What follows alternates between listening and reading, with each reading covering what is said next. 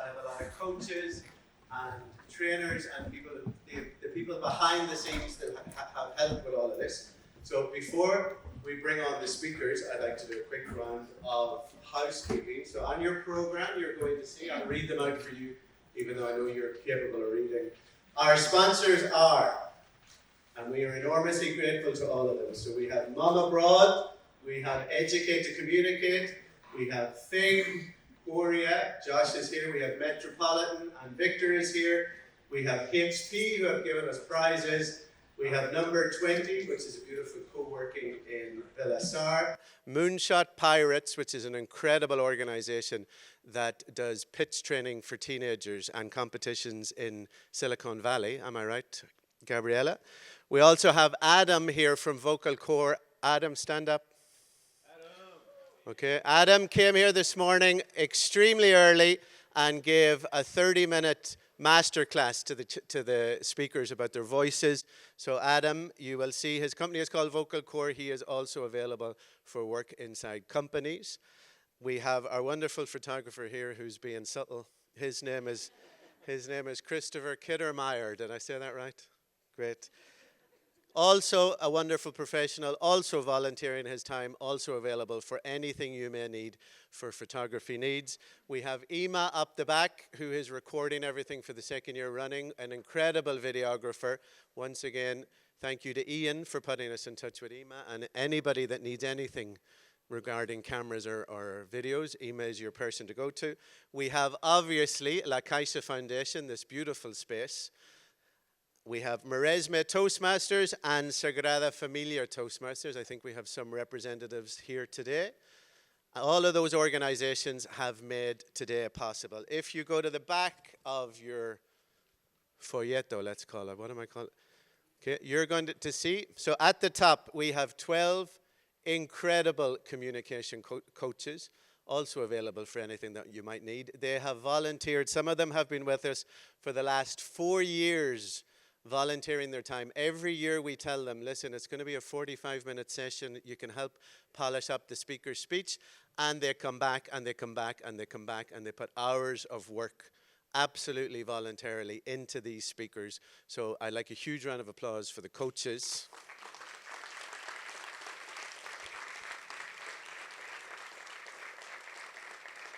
And everybody loves an excellent coach. Nobody really likes judges, but we need them. Okay, we have judges mingled among the audience. The kids don't, well, the kids have probably seen the program now, I think, so they'll pick you out. But this is our advisory board, who are also doubling as judges. And we have Jane, we have Dr. Jill, Josh, Mauricio, Tulia, and Victor, all of whom have been huge supporters of what we're trying to do from the very beginning. Tulia is the head judge, so any problems with the decision, find her, you have her picture. You can hunt her down and say, I don't agree with what you decided. Tulia's word is final. That's what Marcus tells me anyway. No? Tulia is making the final decision, and she'll be down afterwards. And just in case you're wondering, we have a sister event that we do in Belfast. We do that in Belfast Parliament buildings. Obviously, inside a Parliament, it's very hard to have a competition, so that's an event.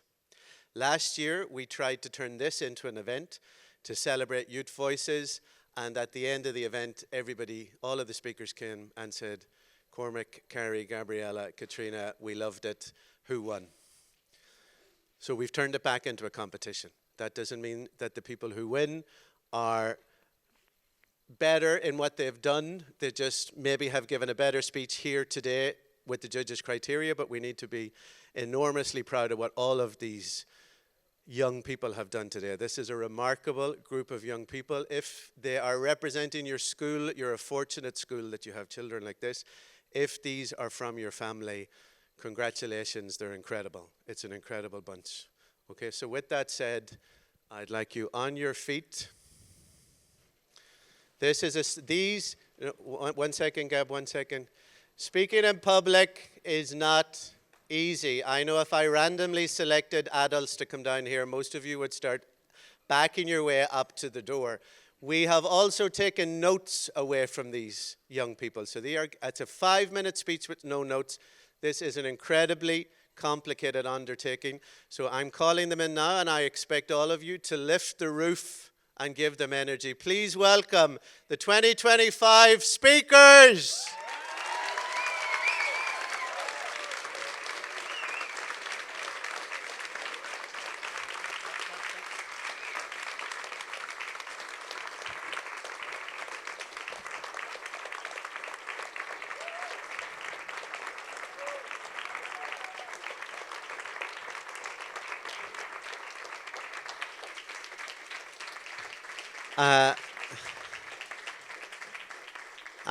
I'm not sure what happened. They just decided to stand up. They just got very excited. Okay, everybody to your seats. Take your seats. Up you go.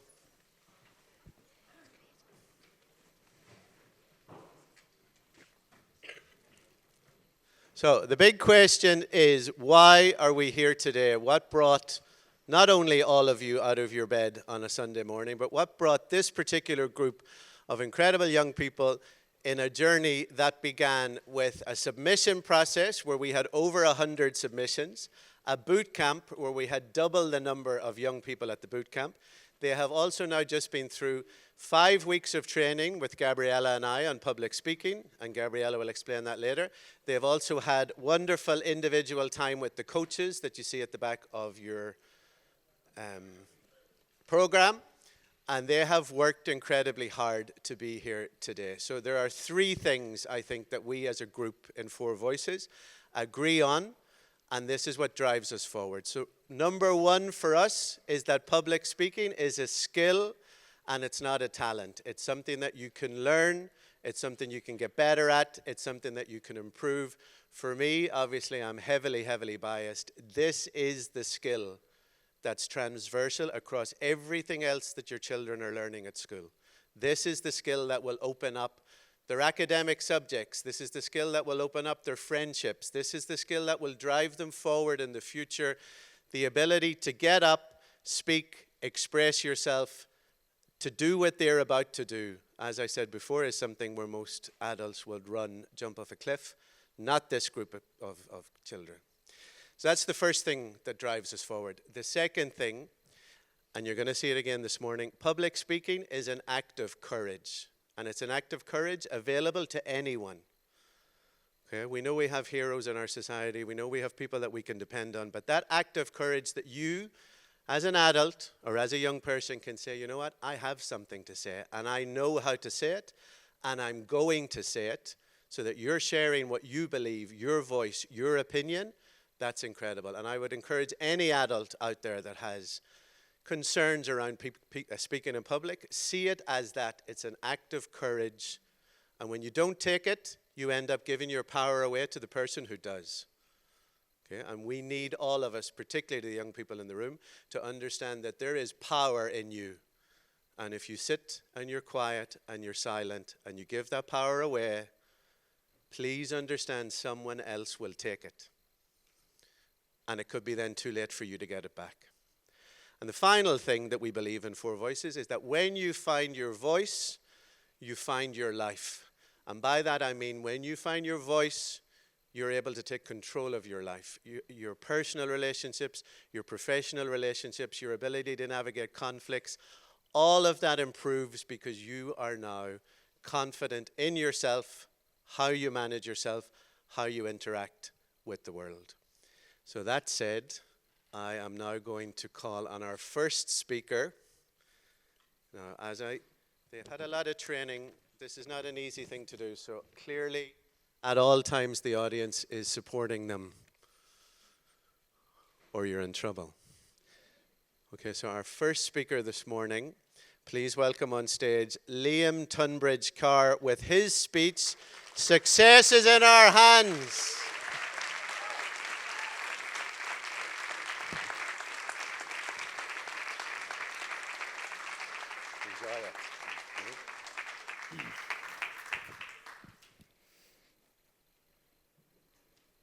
Start up.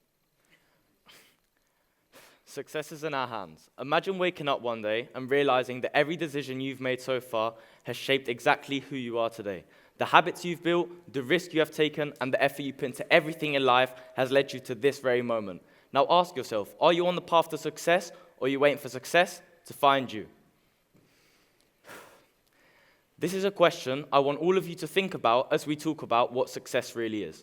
Here's the truth. Success is in our hands, and I believe this is true for every teenager in this room, every single one of us. We are at a turning point in our lives, a time when the choices we make today will affect our future. We have the power to shape our own destiny.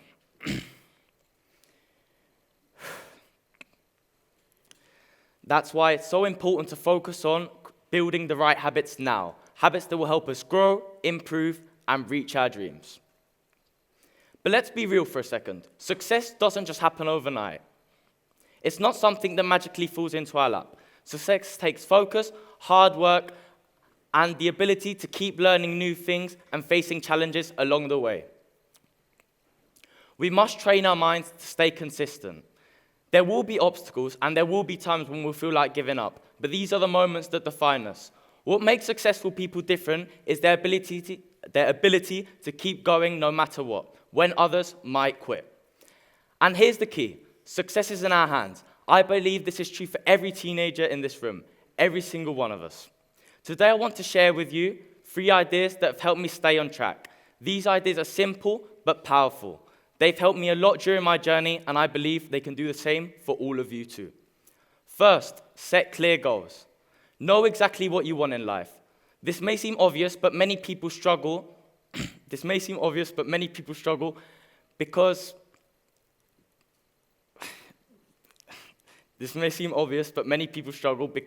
we don't all know what we want in life.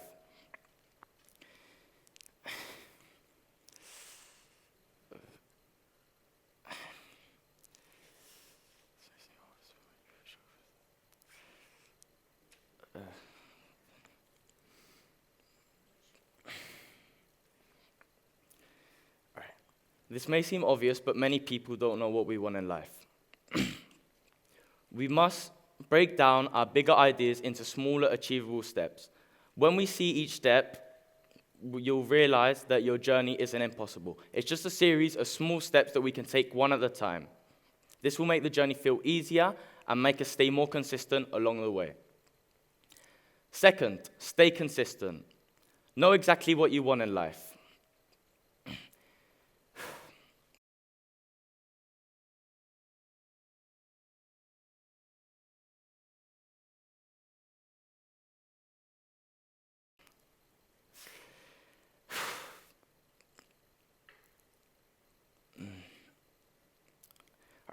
Second, stay consistent. We must train our minds to stay consistent along the way. Think of it like exercising. Many people will struggle with knowing what they want. Think of it like exercising. Muscles don't grow on their own. They get stronger with consistent effort over time. A clear example of this would be Elon Musk and his journey with Tesla. Elon Musk, when he joined Tesla, the company was nothing. They faced huge financial problems, lost a lot of money, and nearly went bankrupt. But through it all, Musk never gave up. He believed in the company's mission and refused to stop. And today, 9 years later, Elon Musk is a leader in the electric car industry, and Musk is the richest person on the planet. Why? Because he never gave up. Finally, believe in yourself. This is the most important piece of advice I can give you. You need to believe in your own abilities. When you believe in your own abilities, you unlock the power to achieve amazing things.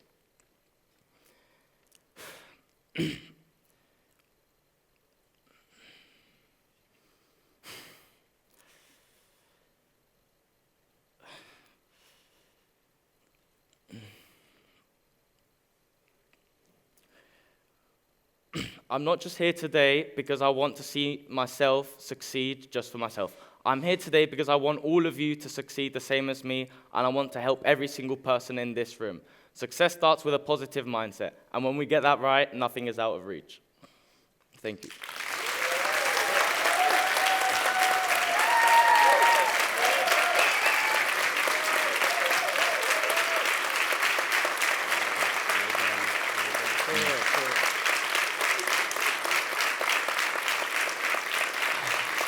Congratulations, Liam. It's not how many times you stumble in life, it's how many times you keep getting up. You took your own advice. That was incredible. Okay? You stayed the whole way through it. We're all very, very proud of you. Well done.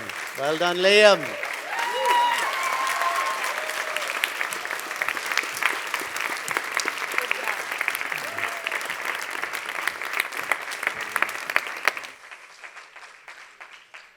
This is why we work with young people. An adult would have ran off the stage and blamed us. That's what would have happened. He stuck with it, so we're incredibly proud of him. Our next speaker this morning is Milana Shapoznik with her speech, "Your voice matters, the war is real, and so is our power to change it." Please welcome Milana on stage.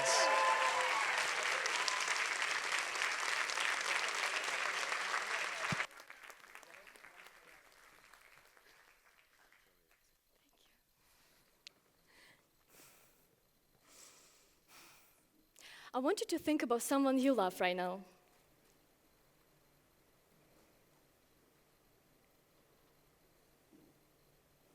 Imagine they're going to be taken from you tomorrow.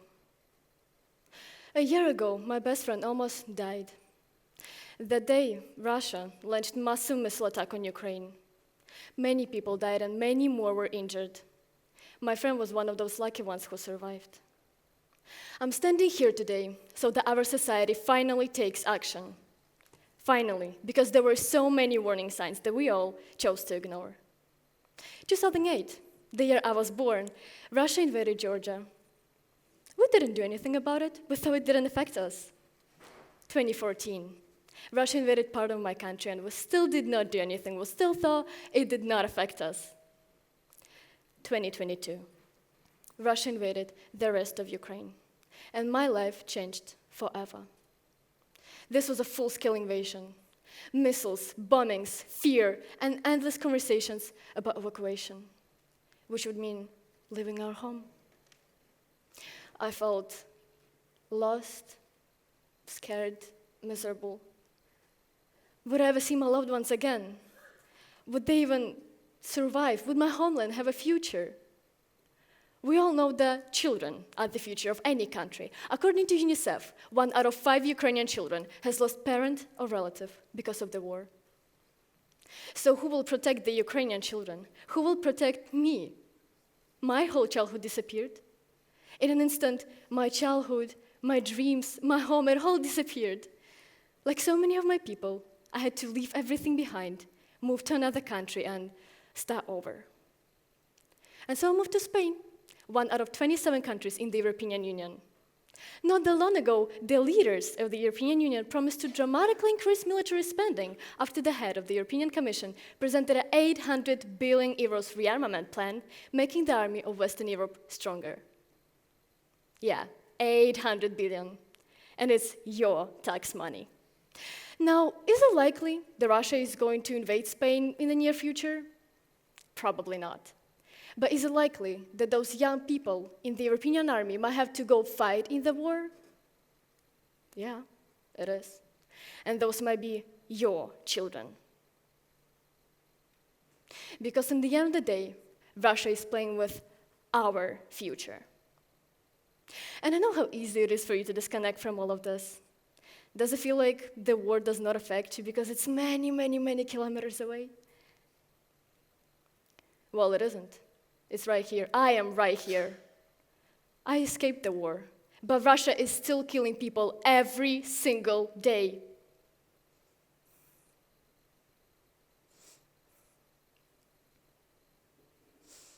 If we stay silent, nothing is going to change.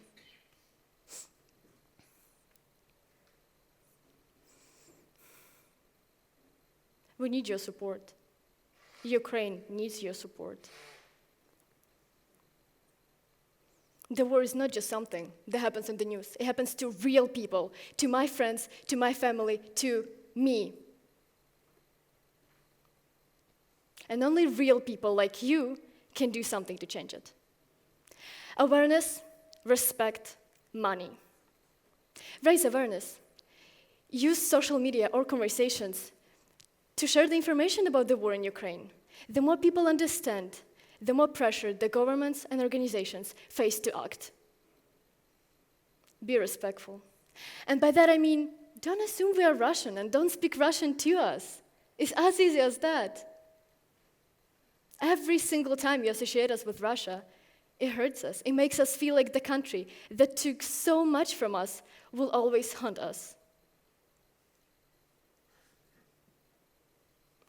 Contribute financially. Many organizations need your help to provide equipment to the front lines.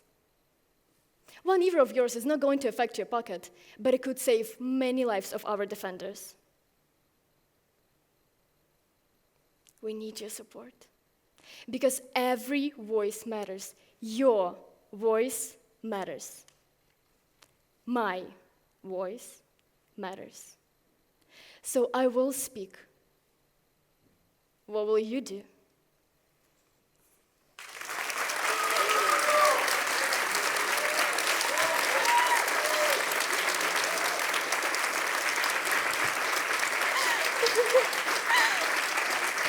Well done, that was wonderful, well done.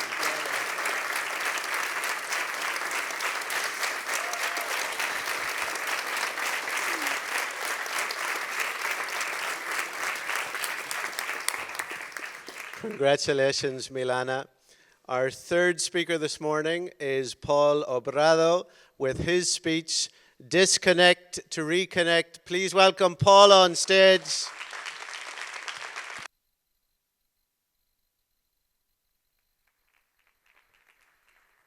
Thank you so much, Cormac. Thank you.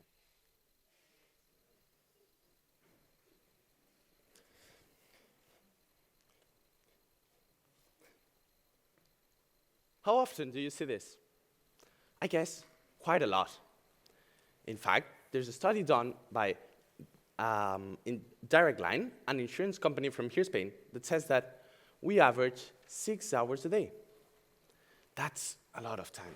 And if we go to newer generations, like Generation Z, we have it worse. We average 7 hours a day, and 1 in 4 spend over 8 hours a day. Do you realize how much time that is? It's a third of your day. You should spend that time sleeping, working. As a Generation Z member, I've also been there.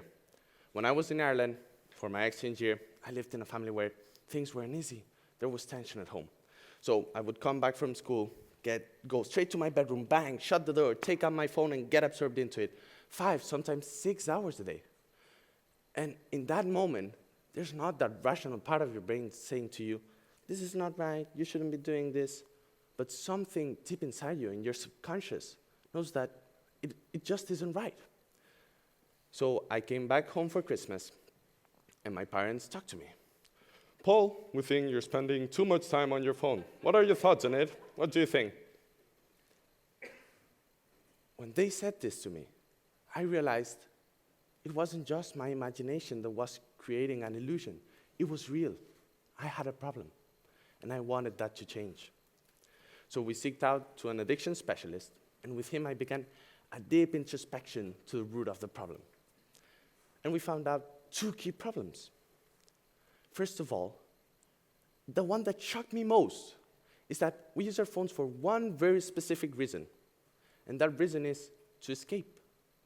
We try to escape from that uneasiness, that discomfort that there's in our realities. We try to forget about our sadness. And the same study from before says that I'm not the only one. Almost half of Generation Z say that they use social media to relieve feelings like anxiety, impotence, stress, or depression. Now, the other problem that we have is that in this society, there's noise and distractions and inputs going into our minds constantly. Our phone is bombarding with notifications, and we don't know how to just be. Silence, it feels awkward, and stillness feels strange. And it's very important to learn how to just be with ourselves, to enjoy that stillness, that silence, that solitude. Because it is in those quiet moments that clarity begins, because thoughts arise, thoughts start coming in, mediocre thoughts, deep thoughts that make you think and reflect. And reflecting on those thoughts and questions was what really helped me move forward, that key point. I ask myself something like, am I really deciding how much time I'm spending on my phone? Ask yourselves that question. Are you really deciding how much time you're spending on your phone? What are you trying to avoid when you pull out your phone? Is it boredom? Is it sadness, anxiety, stress, depression, a trauma, something deeper? What would happen if you just simply sat with those feelings and acknowledged them? I really think it's very important that we escape from this digital reality that we've created and where we get ourselves isolated and we come back to ourselves, to our essence. So I encourage you all that next time you just feel the urge to pull out your phone, you pause, you take some deep breaths, and you reconnect with yourselves.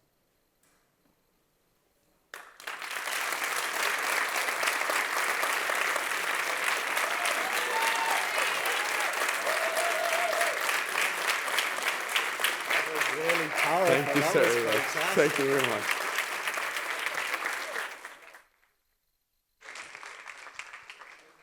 Incredible delivery. That was a message for all of us. Ditch the phones. Our next speaker this morning is Echo Metcalf with the speech, Leave Positive Trace. Huge round of applause for Echo.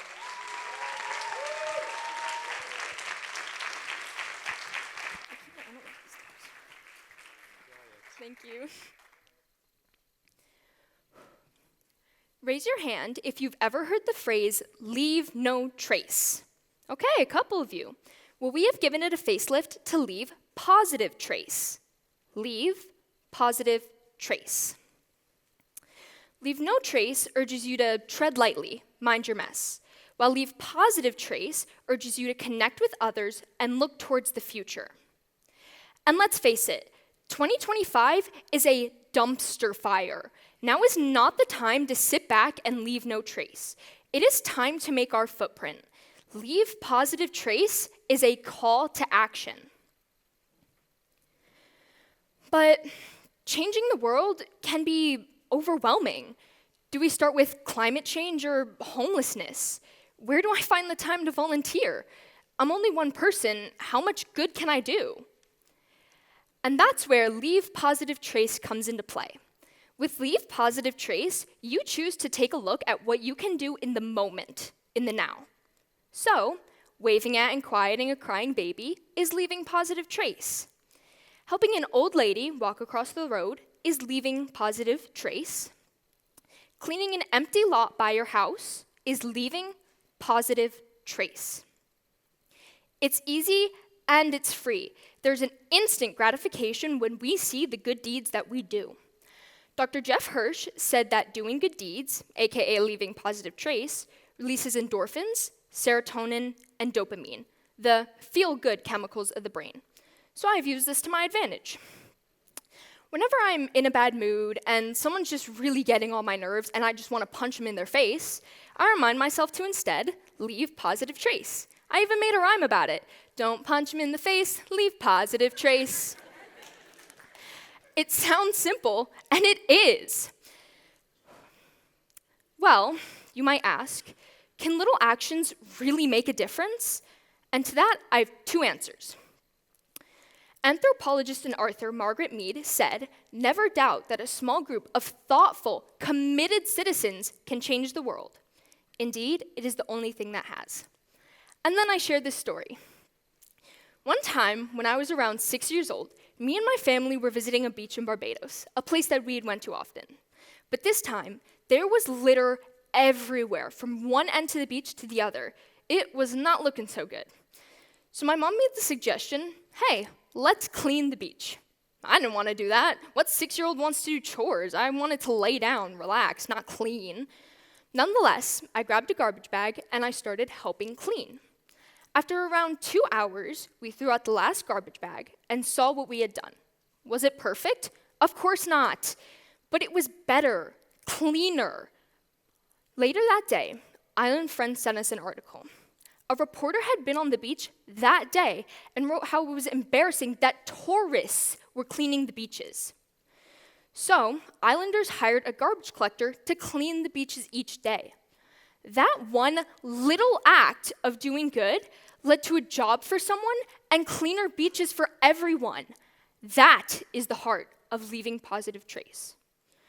Of course, not every action will make you a local star, but when we choose to leave a positive trace, you are choosing to better your environment, help others, and have a positive effect on the recipient's mental health.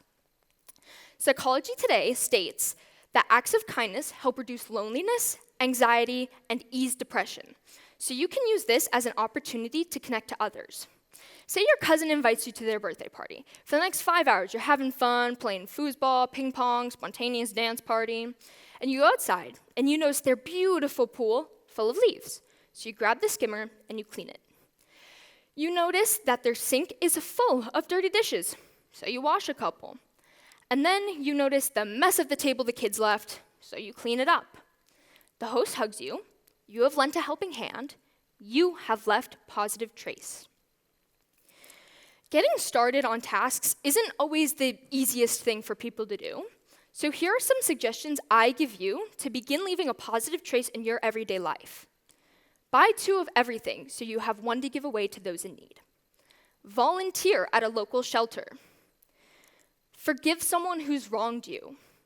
Start simple and don't expect anything in return. This week, I invite you all to begin to find ways you can leave a positive trace in your everyday life. And remember, say it with me now, don't punch him in the face, leave positive trace.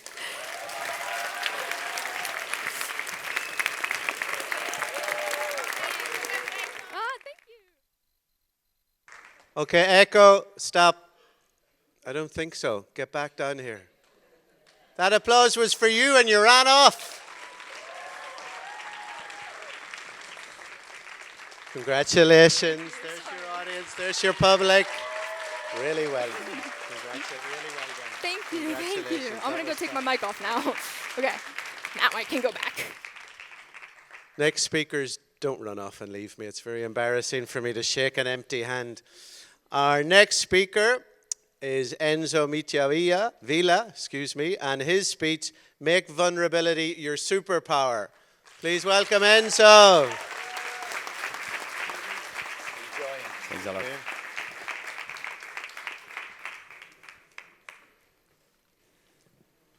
Why do men hesitate when showing their weaknesses? A few years ago, I had serious difficulties sharing my issues and worries with my loved ones. The problem was, I didn't want to feel weak. Unfortunately, sharing vulnerability indeed leads to weakness, not strength. But why is it like that? Why do we think that vulnerability is a weakness? What is strength in the end? Imagine yourself running into the office or your school. You're feeling completely overwhelmed, even sad. And your colleague or your coworker comes at you and asks you, "How are you today? Is everything good?" And you just answer, "Yeah, I'm good." But deep down, you know that you're feeling like shit. I'm sad. But why don't you share this with people who spend time with you every day?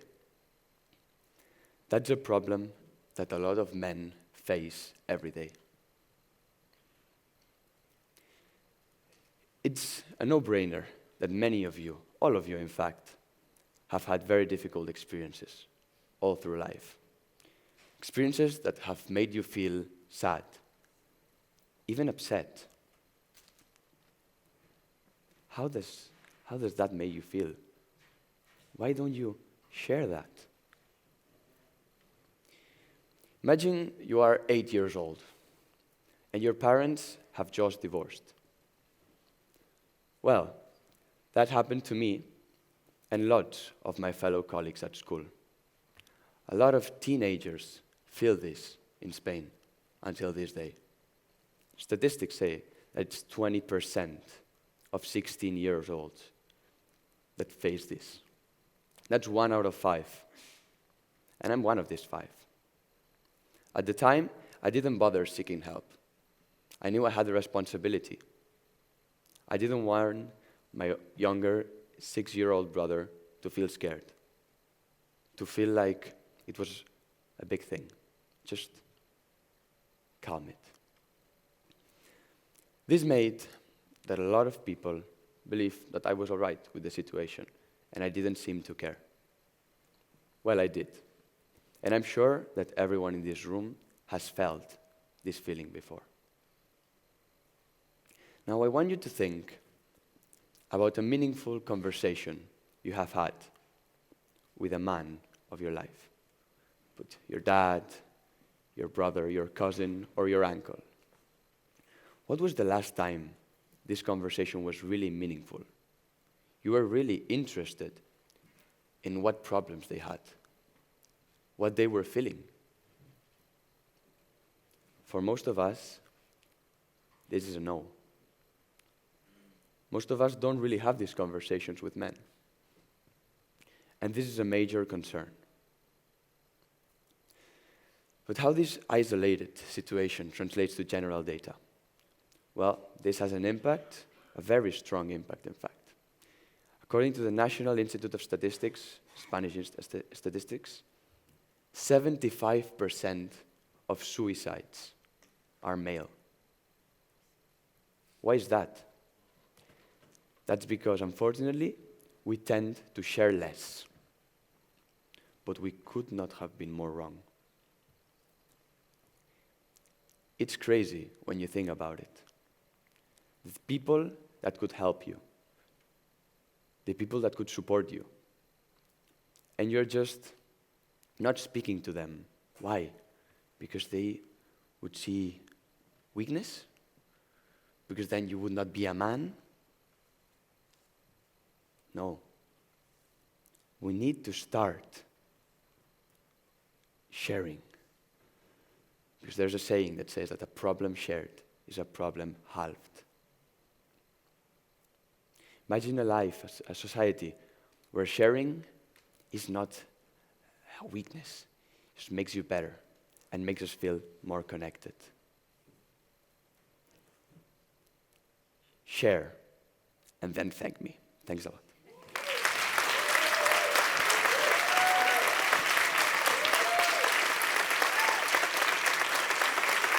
Enjoy it, enjoy it. Really incredible. Thanks. Really incredible. Thank you. Well done. Okay, sorry. Incredible, Enzo. Amazing message also. Our next speaker this morning is Ariadna Duran Lopez, and her speech, Generations Connect a Country. Please welcome Ariadna on stage.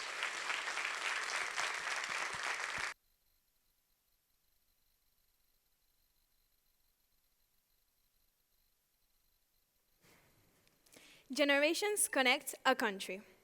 Well, that's precisely the idea that came to my mind just a few weeks ago. This whole competition gave me the opportunity to meet and exchange with many new people. And I realized how uniquely we, in Catalonia, value the bonds between generations. I was born and raised in Catalonia, and throughout my life, I've always been extremely proud of my cultural heritage. Throughout my life, I've been very close to my family, a constant presence that I perhaps took for granted at that time. I vividly remember those afternoons where my grandparents would pick me up from school with their warm hugs bringing sweet pastries and juice. They would then take me to the park where we'd spend the rest of the afternoon together, playing and having fun. I remember when my grandmother used to push me on the swing, while my grandfather, who would be sitting on a near bench, would scream, "Hey, slow down, she's going to get hurt." These memories, which I now recall with nostalgia, highlight the beauty of the societies where family and community are a priority. But what makes my country so unique in this regard? Well, studies from the European Social Survey indicate that around 65% of Spain's senior citizens have weekly contact with younger members of their family. In Northern European countries, such as Sweden or Denmark, this number is significantly lower, at around 40 to 45%. Why is that? Why do some societies prioritize intergenerational bonds while others don't? Well, to answer this, we must first look at the beauty of these connections. Psychologist Dorenda Schroberts describes them as a superpower. A grandparent's love, a parent's guidance, a child's curiosity. This cycle builds strong, resilient societies. And in times of crisis, these bonds become lifelines. However, we must also recognize the challenges. Strong family ties often come at a cost.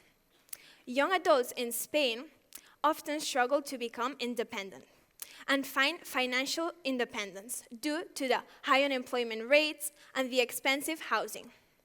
This has given rise to the so-called boomerang generations, where young adults are forced to return home after failing to achieve financial independence. On the other end, grandparents, especially grandmothers, often bear the burden of childcare, sacrificing their well-being for the sake of the family. Moreover, some studies show that in Spain, there has been a decrease in non-family intergenerational bonds, leading to social isolation and fewer opportunities for personal growth outside of the family unit. Why then do some countries have these bonds as their cultural norm? Well, the answer lies in three key factors: welfare systems, economic stability, and urbanization. In places with strong social welfare systems, such as Sweden and Denmark, the extensive childcare and elder care reduce the need for family-based support. And in wealthier countries with higher economic stability, people have the opportunity to become independent much sooner due to the higher wages and the affordable housing. And in highly urbanized, mobile societies, work opportunities often force families to live apart, weakening intergenerational ties. So, what do we take from all of this? Should we abandon intergenerational ties for independence? Should we resist change to preserve tradition? No. The answer lies in balance. Given the times we're living in, our concept of community and our sense of belonging are more important than ever before. That's why, next time you're having dinner with your family, I encourage you to use this time as an opportunity to reconnect and exchange memories with them. Let's not take intergenerational bonds for granted.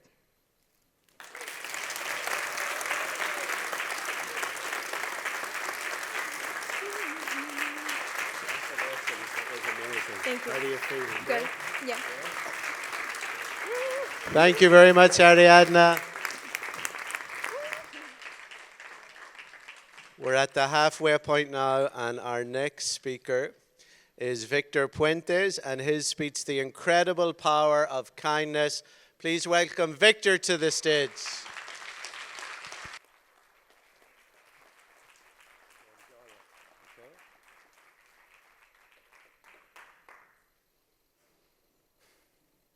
We make a living by what we get.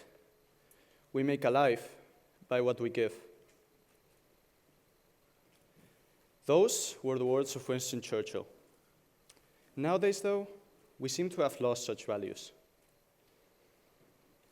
Something no one can deny, though, is that even the smallest acts of kindness can make a great difference. Such acts, such as saying hello to someone in the morning or just a simple act such as giving someone a smile, they might seem trivial to us, but they might very well make a person's day. Kindness is powerful. It can change someone, make them more empathetic, selfless, and kinder in general. But kindness is not just for the people who receive it, but also for the ones who give it. Kindness can have great effects on someone, such as reducing the amounts of cortisol in their body.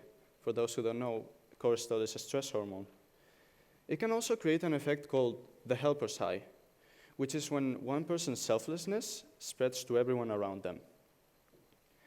But its power goes much further than that. It can also create great social impacts, such as a ripple effect, where kindness spreads from one person to another incessantly, and even increase feelings of need to help in people. And even it helps in the fight against loneliness and sadness. That is why I believe it is up to me to be kind and spread kindness throughout the world. But I find we live in a world where prejudice and hatred towards others, often merely to make us feel superior, is far more common than what it should be. My solution to this? It's kindness.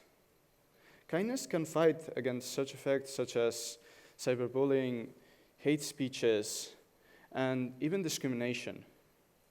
But it also brings empathy into people's hearts. Empathy is the ability to understand and relate to other people's feelings. And it is crucial in some aspects of life, such as creating healthy and positive relationships, and even fighting off prejudice. If you're not yet convinced of the true power of kindness, look at me. 4 years ago, maybe 6, I wasn't the person I am today. I was bad. I would hurt the people around me. But from the kindness of the people around me, I changed. Throughout the years, I improved, and I'm now here to tell you to be kind. But the power of kindness doesn't just come from one person. Where its true power really shines, it's when it's done collectively. When people group up to spread their empathy, selflessness, and kindness to the people around them, that is when true change happens. A good example of this is NPOs, or non-profit organizations. They are formed by people who, from the depth of their hearts, have decided to spread all of these feelings to the people in need, regarding their well-being. That is why I strive to build a world where kindness is not just a virtue, but a way of life. A world where we embrace our differences while celebrating our shared humanity. I believe it is up to me, and I believe it is up to you. Let us all be a little kinder together.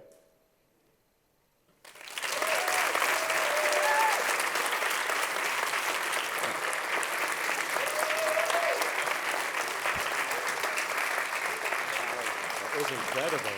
You did really, really well. Congratulations, Victor. That was exceptional. Our next speaker is Sophia Chen with her speech, Be the Domino, Be the First Domino. Small actions, big impact.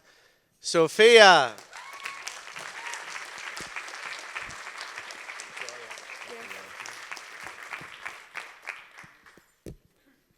What makes the first domino fall? Imagine a line of dominoes standing perfectly still. Each one is identical. Each one is waiting. But nothing happens until the first domino decides to fall. That first domino doesn't wait for permission. It doesn't wonder, will others follow? It simply leans forward and tips. History is full of dominoes. Throughout history, small actions have sparked monumental changes. In 1955, a woman named Rosa Parks refused to give up her bus seat. One act of defiance. But that single no became the first domino in the civil rights movement, overturning segregation laws across America. According to a study by Erica Chenoweth, a political scientist at Harvard University, when just 3.5% of our population acts, change becomes unstoppable. It doesn't need a crowd. It just needs a few brave individuals like Rosa Parks who choose courage over silence. The present is full of dominoes. Take us teenagers, for example. We're often told we're too young to make a difference, but research proves otherwise. A study by the University of Pennsylvania found that young people are 1.6 times more likely to take action on social issues than adults. Why? Because we're not weighed down by the idea that things can change. We see the world with fresh eyes, and we still believe in big dreams and in bold ideas. Let me tell you about a moment that taught me what bold ideas truly are. Last year, I went to Tanzania for a service project. Under the blazing sun, wearing long sleeves glued to my arms and sunscreen melting into my eyes. I mixed concrete, chopped wood, and hammered nails. By the end of the hard work, blisters had formed on my palms. But that was a small price to pay for what we built. A new classroom and a coach that gave a family stability. On the last day, the children showed up at the school we helped build. Have you ever played a 100 people football match? I did. We were older, despite our gender, our race, and our age. To be honest, I hate sports, yet there I was, chasing a ball through dust, surrounded by laughter and bright eyes. These kids deserve more than a world where they need to walk kilometers daily past threats of kidnapping just to learn. That's when I realized that bold ideas aren't just about grand gestures.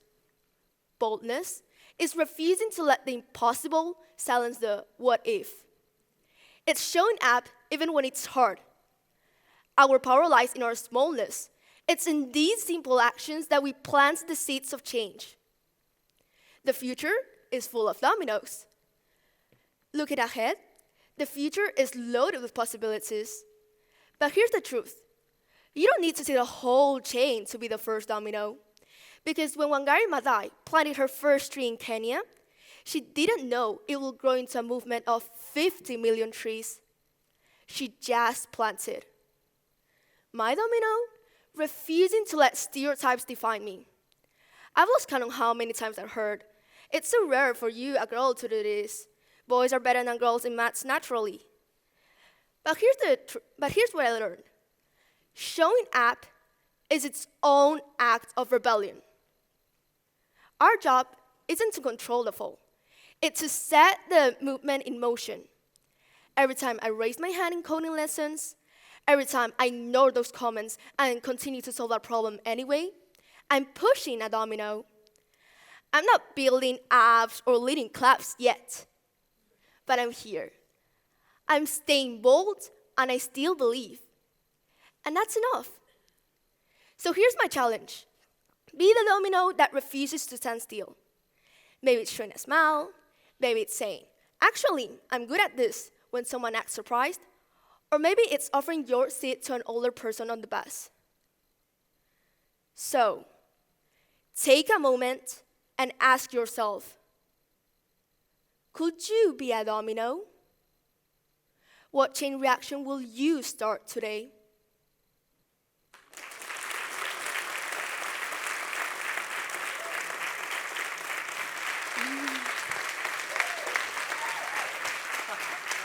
You were incredible. You're great. How do you feel? Congratulations, Sophia. Fantastic. Our next speaker is Timur Khasiev and his speech, Change Through Dissent.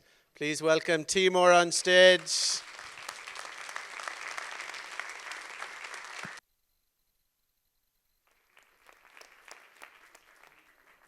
The man likes a slow entrance. He's coming, but that's okay.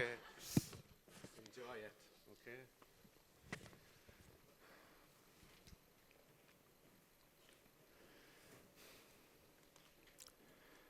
The world begins to end that it becomes silent about the things that matter. Martin Luther King Jr. said that back in 1965. That's 60 years ago.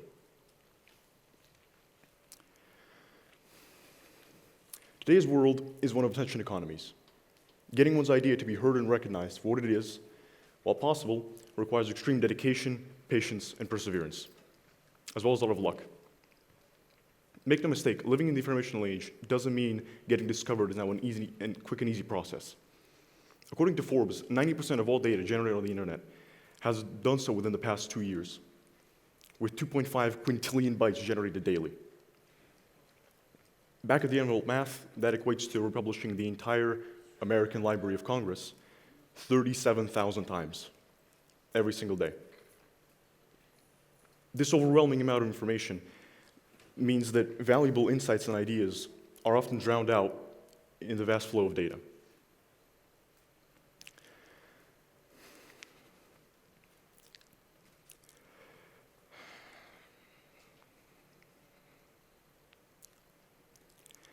That doesn't mean, however, the once an idea is well known is bound to be solved quickly.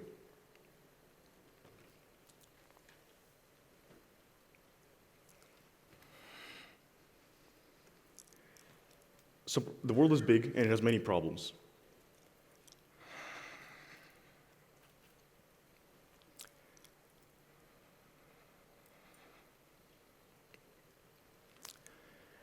And it will surely take us many months, years, and even decades to solve. But they're still up to us.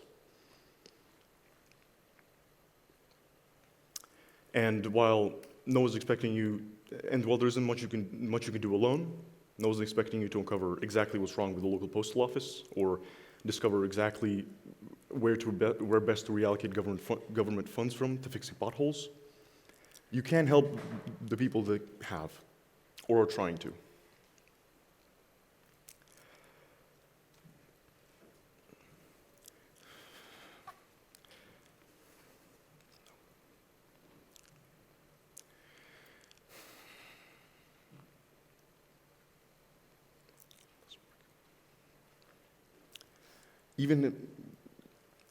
Even speaking about problems people are trying to solve can be a valuable form of support.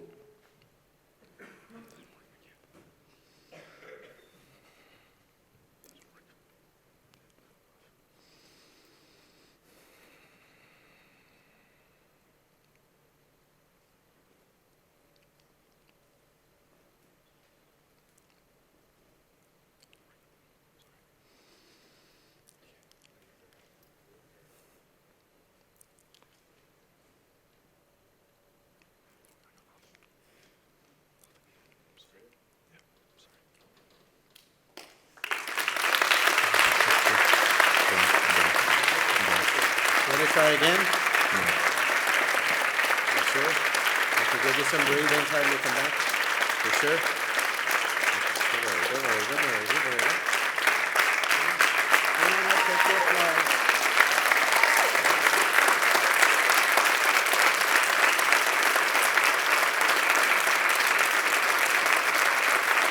You sure?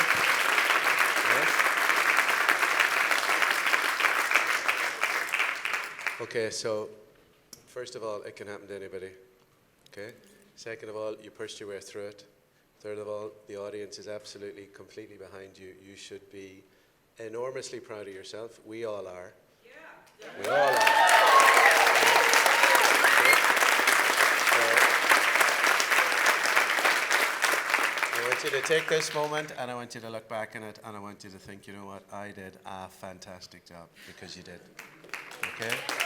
Timor. Okay, well done. Well done, Timor.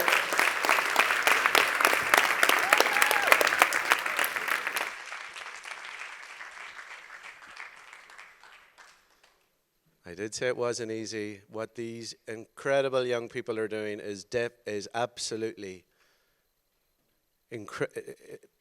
amazingly difficult and complicated. I mean, I can see some of my wonderful colleagues out there that are professional coaches, and you guys know what it's like. Okay, you know. So, Timur, you should be very proud of yourself. Okay, our next speaker, please welcome on stage Greta Anderson Sabate with her speech, Be in Charge of Your Own Reality. Welcome on stage, Greta.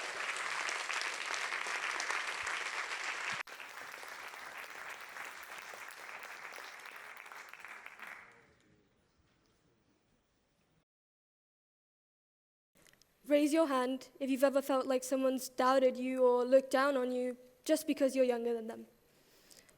I know it's happened to me.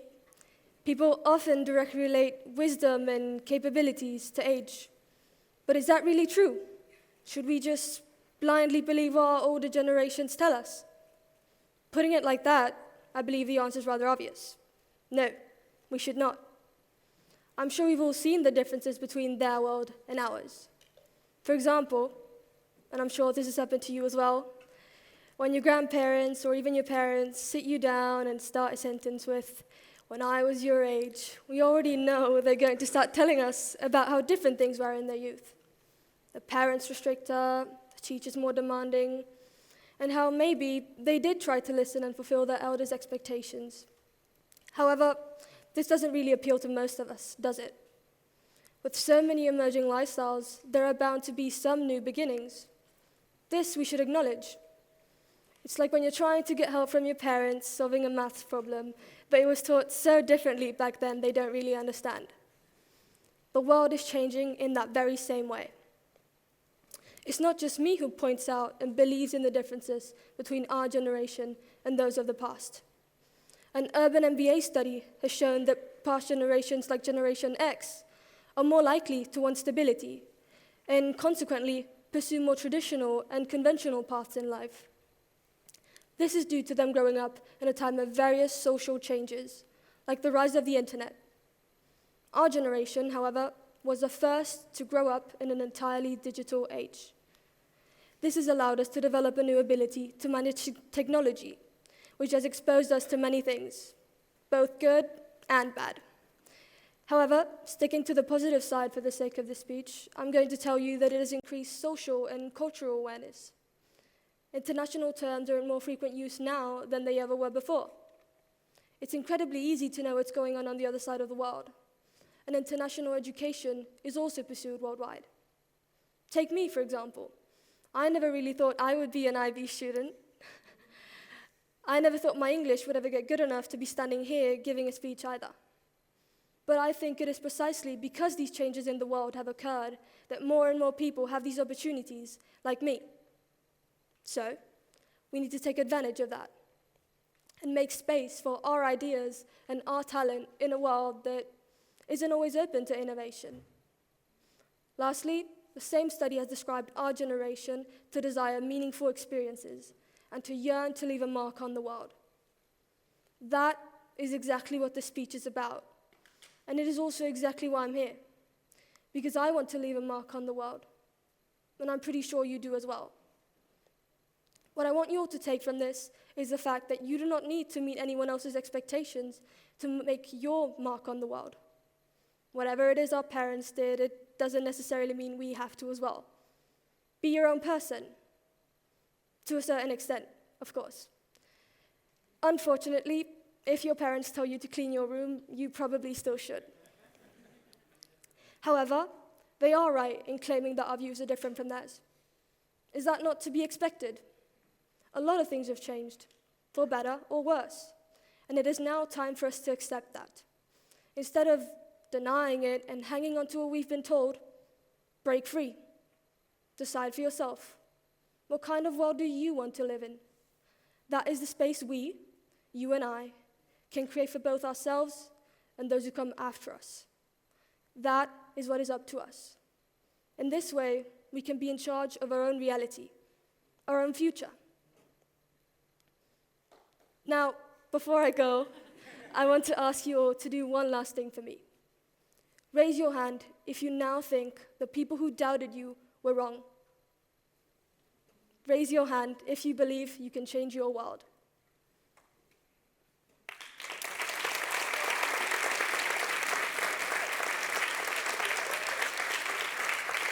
Okay, 1 second. So I'd just like to take a second to talk about the most incredible locus of control that I have ever seen. I have seen professional speakers that had technical difficulties that threw absolute tantrums. You stood there, you were attacked by microphones from all sides. You started, you restarted. There was an over-energetic applauder that tried to finish your speech for you. You continued. Truthfully, that was incredible. Congratulations, Greta. Congratulations. Wonderful.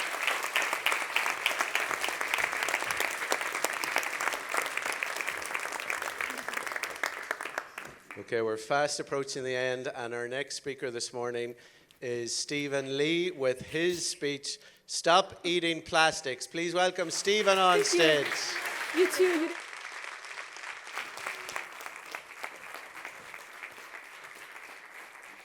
Thanks.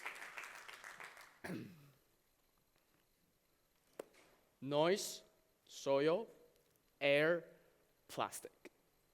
These are the 4 pollutions that have destroyed our planet and resulted in global climate change. Let's talk about plastic pollution. Prepare to be shocked. All my life have been surrounded by plastics. When I was a kid, I used to find garbage on the floor with its horrible smell, and people throw things away like plastics in the wrong containers, and then everybody started doing the same steps. I then thought about what would really happen after we have thrown all these plastics away, and other objects, of course, but the most importantly, where would it all be in the end? Annie Leonard, executive director of Greenpeace USA, said, "There's no such thing as away. When we throw anything away, it must go somewhere." So, can anybody take a guess on where this somewhere is exactly? Correct. The ocean. A place where we can find trash nearly everywhere, and most of them are plastics, which soon became one of the most dangerous weapons to destroy marine lives and other creatures that live there. And that's why I consider it one of the worst pollutions of all time, as the number of plastic waste, both on land and in the ocean, has increased dramatically in the past few years, and without doubt, one of the quickest ways of polluting the environment and affecting the health of all animals as well as ourselves. And don't worry, I'm not trying to convince you to quit plastic completely, which I know you can't. But I'm trying to show it to you so that you really know what's going on with the world today and whether the actions we've taken so far about consuming plastics are an appropriate way or not. Many people have told me that it's nearly impossible for them to decrease the number of consuming plastics, which indeed we can't, as we use them nearly every single day, such as toiletries, plastic bags for shopping, plastic bottles, straws, toys, and so on, even the clothes we wear day to day. Although plastic is quite useful, throwing away on the ground, at sea, on the beaches, or any other places where you shouldn't could still be a huge problem. I remember when I was on my way to school one day, I saw this big number of plastic bags and all the garbage on the floor, and that none of people ever noticed it whenever they passed by. What would happen if nobody's gonna pick them up? And the answer for that is it might be there forever, even for decades, unless somebody's gonna pick them up. And so I realized that although plastic is extremely important in our daily life, we still need to be aware of the decisions that we take.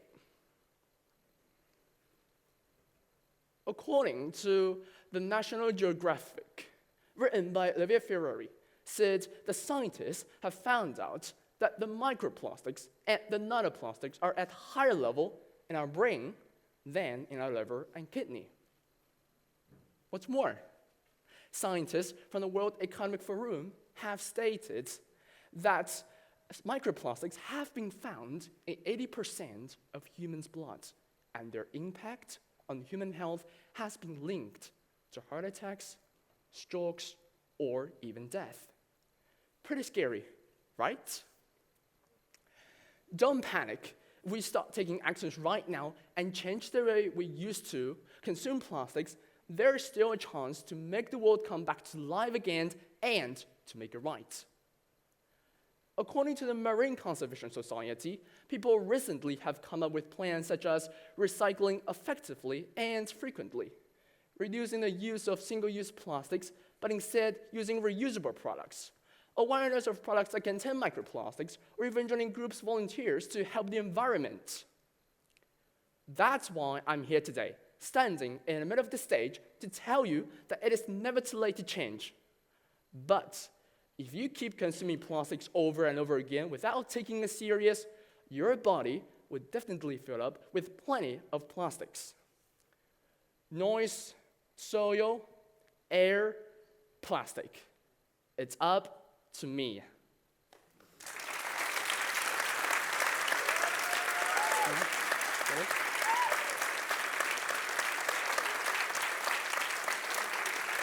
Fantastic. Enjoy it. Enjoy it.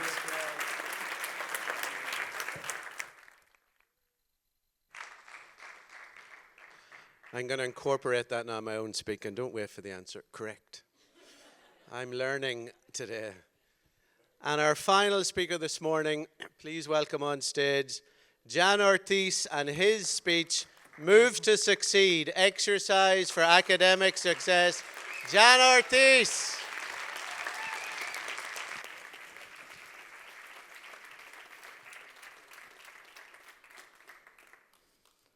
Okay, before I begin, I need all of your help. Everyone stand up, please. Come on. Stand up. Amazing. Now, following me, we're going to jump 3 times, okay? Here we go. 1, 2, and 3. Okay, you can sit down now. Thanks. So, with the little effort that all of you just made, you've increased your heart rate, which increases your blood flow, which increases the oxygen that is delivered to your brain. All of this is great, but why should any of you care about exercising? You shouldn't, unless you're a student or a parent listening to this. In that case, buckle up, because it has been demonstrated that regular exercise improves academic performance. You're probably thinking, John, are you sure? How do you know any of this is true? Well, 10 years ago, an experiment was carried out in Chicago, which examined the effects of physical activity on academic performance, comparing 2 different groups of students. And what were the results? Well, it turns out that the first group ran for 1 hour before school each day, while the second group studied for that same hour before school each day. And what were the results? Well, it turns out that the first group, the one that ran for 1 hour, got higher grades by the end of that time period, especially in maths and reading comprehension. How is that possible? Well, this comes to show how physical activity improves brain function through increased blood flow and oxygen delivery to the brain, which enhances things like your focus, your problem-solving skills, and your memory, which all circles back to academic performance. Now, what would have happened if instead of jumping 3 times, we would have kept jumping for 3 minutes? Well, 3 things would have happened to your body. First, you would have reduced your stress levels. Then, you would have improved your mood. And third, you would have sharpened your focus. And let me tell you about me. Me being someone who runs out of time to exercise, I can tell you that all of these benefits are true. To give an example, my typical weekend morning routine consists of me going for a run around my town, Corbera. And let me tell you that the first 5 minutes are the only ones which are actually pleasant. The rest sucks. But throughout the rest, seeing the sun come up, hearing the birds sing, and feeling the cold morning breeze on my skin is what really keeps me going. But when do I actually start to feel these results? Well, for me, it's when I walk through the front door of my house and see how my dogs come to greet me as if they hadn't seen me in over a year. Is when all the feelings of accomplishment come rushing to me all at once. So how can you encourage others to start getting better grades through exercise? Well, all it takes is one person, and that person is you, to create a ripple effect among the community. Talking your friends into going on a run with you, getting your brother to sign up for a gym membership, or even creating a WhatsApp group for those wanting to start but don't know where to begin. Simple tasks that you can do to create a difference.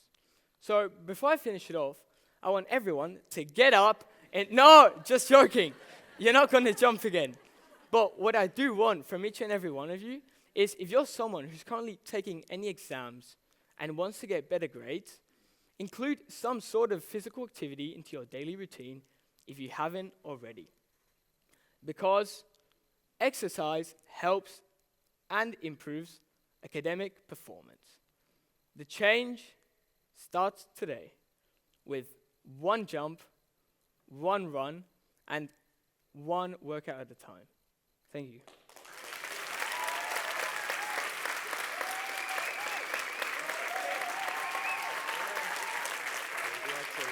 Congratulations.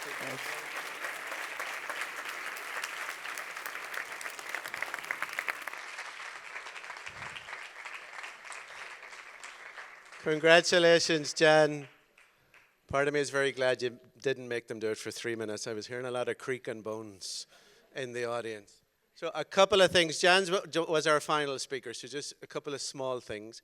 So I should have said in the beginning, the speakers are very, very aware of this, that we have been timing, Carrie and Gabriella, for a speech to be considered valid for the competition, the person must have reached 4 minutes 30, and for it to be still considered valid for the competition, they can't have passed 5 minutes 30. I should have said that in the beginning, but the speakers, that's not new news or information for them. I would also like to point out that despite all of the training from Gabriella and I, all of the help from the coaches, each and every speech today came directly from the person who gave it.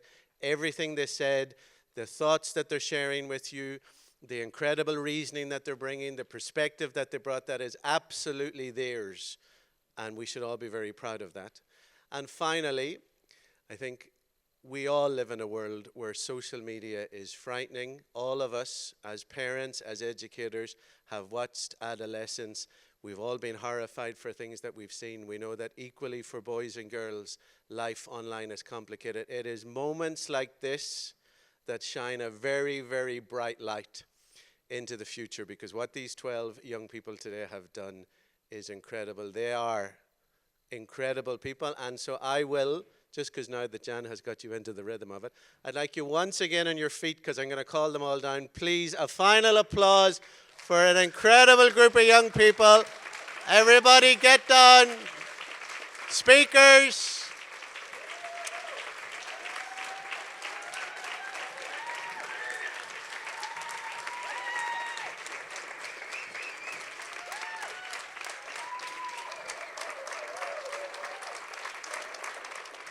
Each and every one of them is a success, a winner. We're proud of them all. Take all the pictures you like.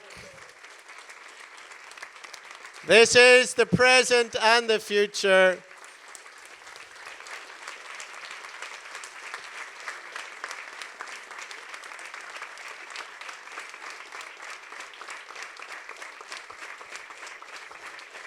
Okay, I'll pass it over to you now, right? 1 second, I'll introduce you. Okay, guys, thank you so much. So I would like the judges to make their way to Katrina, please. She's at the back of the room. I will hand the microphone over to two of our other co-founders. Please welcome on stage Gabriella and Carrie.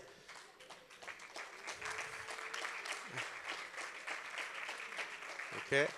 And hopefully we have the judges back in the next 10 to 15 minutes. But for now, Thank you. Thank you.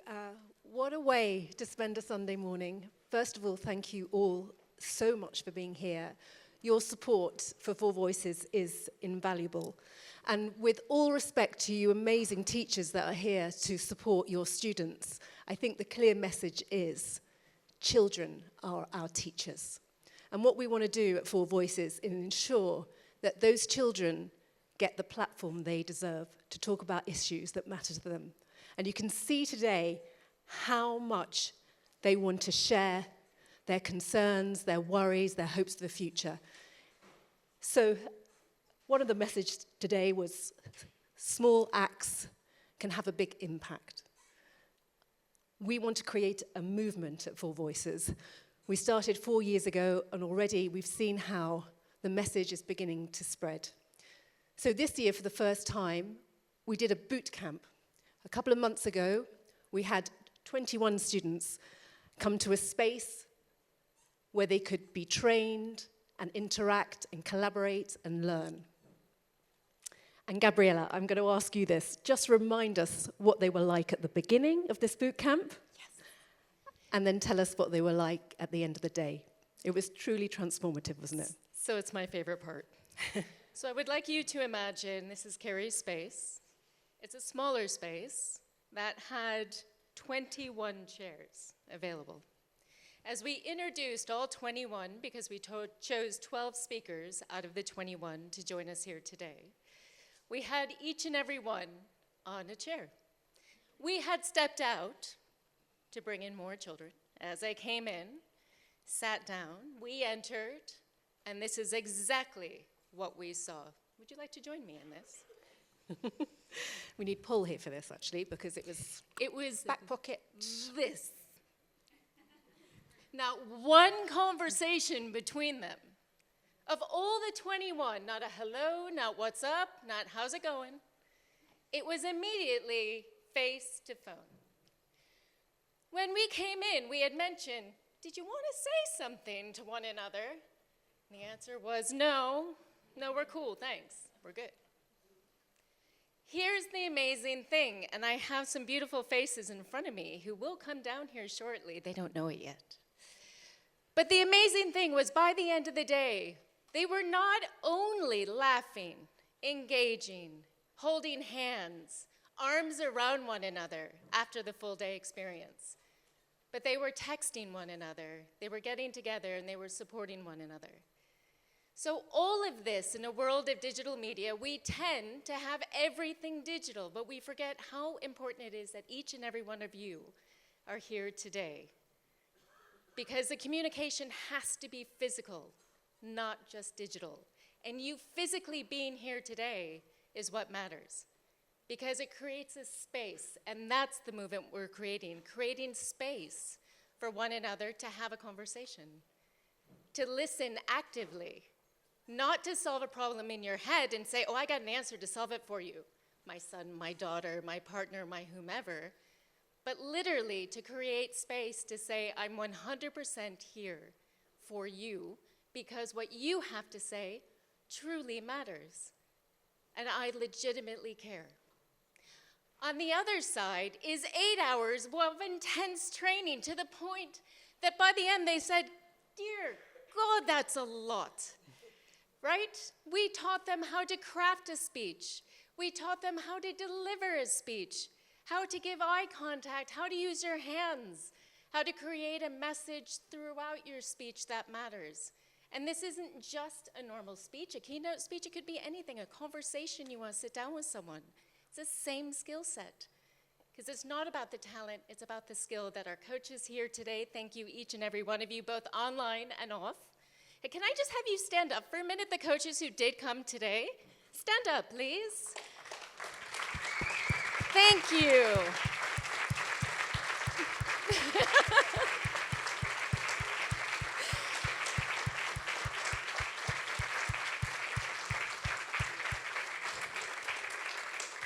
Thank you. All of these beautiful people you see are professional speakers, and each of the teens had a professional speaker that helped train them. Many of them are online at the live feed now, and they received them after the boot camp. So it was an ongoing training non-stop.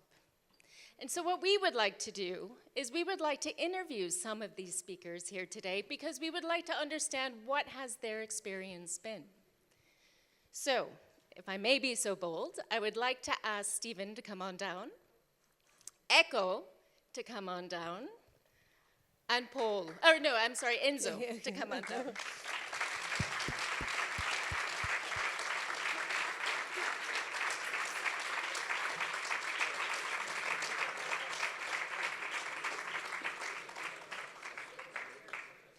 And the stairs are terrifying. Please be careful. Also, because you guys are quite tall. For me, it's really easy.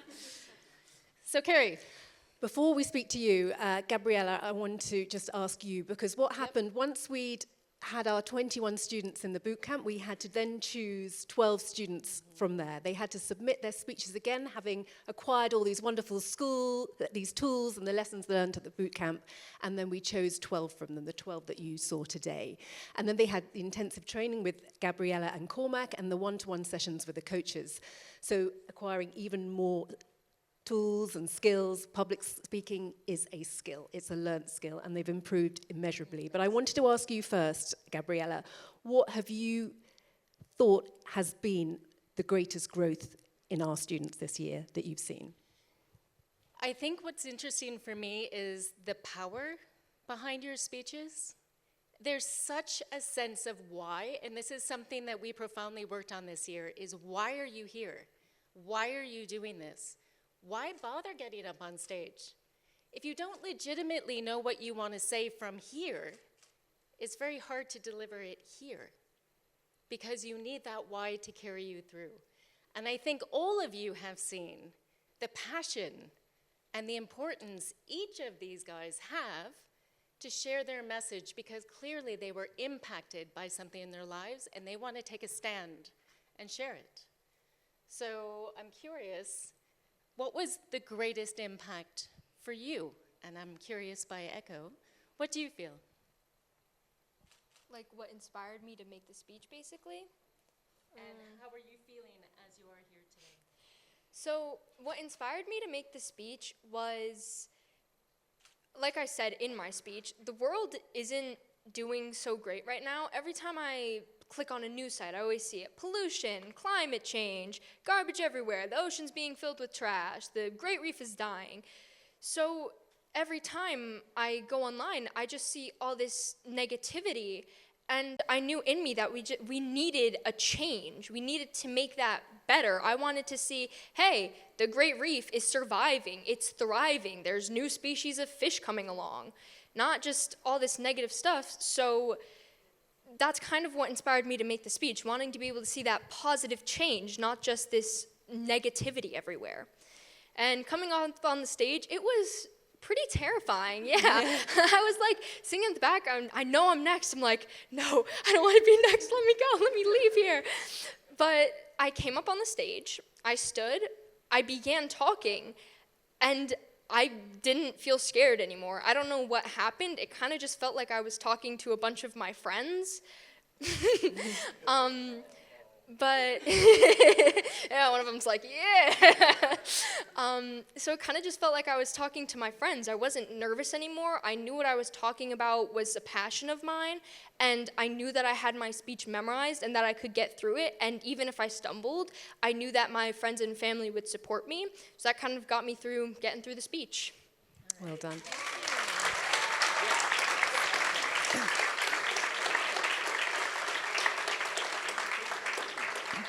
One of the trends we noticed this year, thank you, by the way, one of the trends we noticed this year was for the first time in the 4VOICES history, our short history of 4 years, we had more male contestants than female. Absolutely. And I think we all agree that to move forward together, as men and women moving forward, we need men to open up and talk about things that they feel deeply about.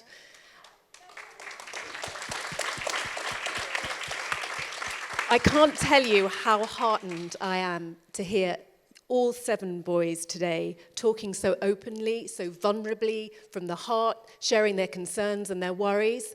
Thank you. This is the only way we can move together forward. So thank you. So Enzo, my question to you, how difficult was it for you to decide on your subject? When we were told that this competition was a possibility, the first question that comes to mind is, what am I going to talk about? What bothers me, and what doesn't? And I found that in the last couple of months, I had seen friends of mine, and they recently started sharing old concerns with me, and I was like, why do you share them now and not in the moment? And I thought, it's strange, no? It's weird. But then I thought to myself, well, I've been doing that as well. And if my friends do it, if I do it, maybe everyone, no? And that's what drove me. That's the main driver of this idea of trying to make not only men, but everyone share their problems. Maybe I have noticed with experience that men are more not as extroverted in this kind of delivering vulnerability. So I thought it was pretty important to make everyone feel safe around their environments and also make them feel secured. And hopefully now you understand the power of human connection by opening up. Well done.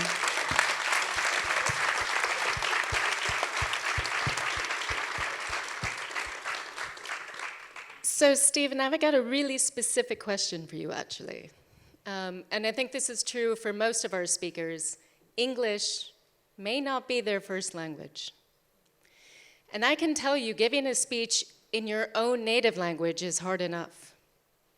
Now imagine doing it in a second or third language. That is incredible. So, Stephen, I want to ask, what was it like for you, and how important do you feel it is to be able to not only adapt to other languages, but learn how to adapt to your audience in another language? What was the process like for you? Because this is your second or third? Fourth. Okay, please explain. Yes, as Gabriella said, it is quite difficult. The process is hard, and of course we need hard working in order to learn a new language. And sorry, what is the question again? I don't understand the question. So number one, what languages do you speak? I speak, I speak Chinese, English, Catalan, Spanish, and I'm learning French at the moment.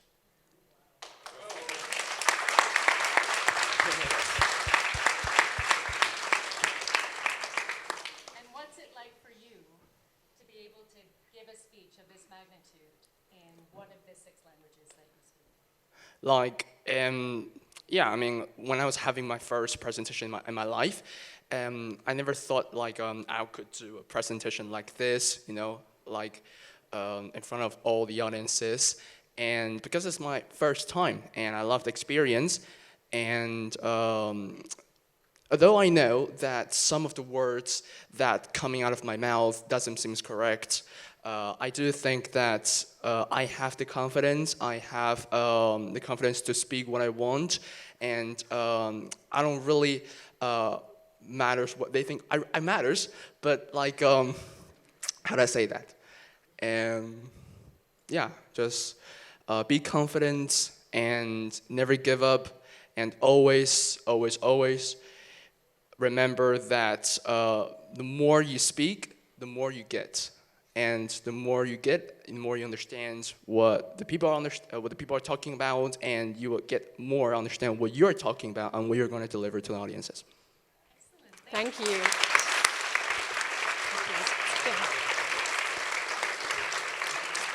Thank you very much.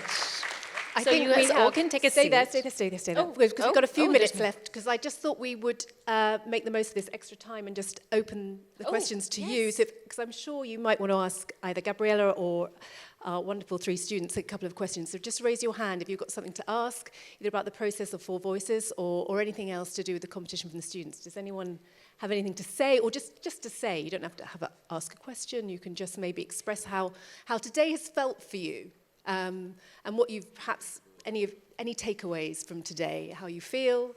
Are you encouraged? Hopefully, yes. Anyone got anything to say? Come on. Yeah.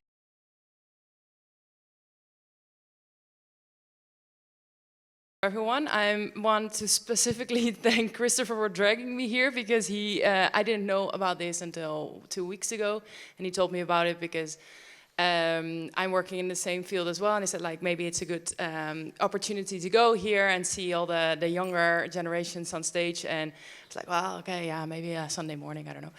But I'm very happy that I'm here, so thank you. Very well done, everyone. It was amazing to see the different subjects and everything. And since I'm very, it's maybe a silly question, but since I recently explored this, I'm wondering where the 4 in 4 Voices is coming from. Where does the name come from? Guess how many founders there were. There we go. Okay, over to you. Do you want to say something?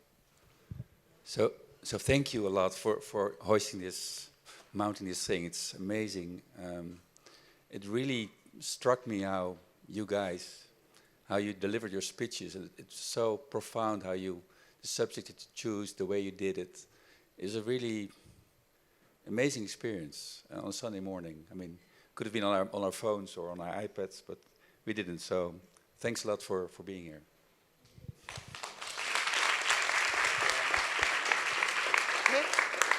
Hi. Hi. First of all, just wanted to say a huge congratulations to all 12 of you. Cormac mentioned acts of courage earlier, and I feel like you all really, really delivered on that and were very, very brave in how you took your messages forward today. I'm on the board with 4 Voices. My name's Emma Buckle, and I work with Learn Life. And I just wanted to first make a comment to say, you know, what you guys are doing is exceptional in terms of building your confidence, your self-esteem, so really well done there. I just see how important public speaking is as a skill in terms of how we take that forward in our lives. So keep going with that, and yeah, keep at it. And then I had a question, which was, how much do you feel you've learned from this experience that you think you can use in the rest of your life going forward? So beyond what you guys have done today with your speeches and all the preparation, how do you think it's helping you to move forward? Well, I believe that the main component of all of this is just to learn how to communicate. I think that a major problem nowadays is that people don't talk enough for themselves and just let everyone run over them. So I believe that this is a very good way to make us young people start to learn how to express opinions for ourselves and make it in a structured and nice way.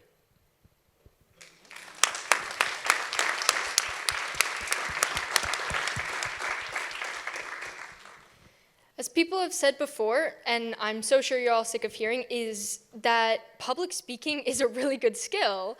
So I'm really glad that I got this opportunity, because it definitely helped me with like, okay, here's how to write a script. Perfect. My mentor helped me a lot with, okay, hand movements and walking around. Oh, okay, don't add in these details because that's too much or that's too little. So that definitely helped me out, and it will help me out in the future, especially in writing essays and anything I do in that form of like writing books, poetry, so on and so forth. And even just being able to know I have the confidence to get in front of a huge group of people and say what I need to say will definitely help me out for future.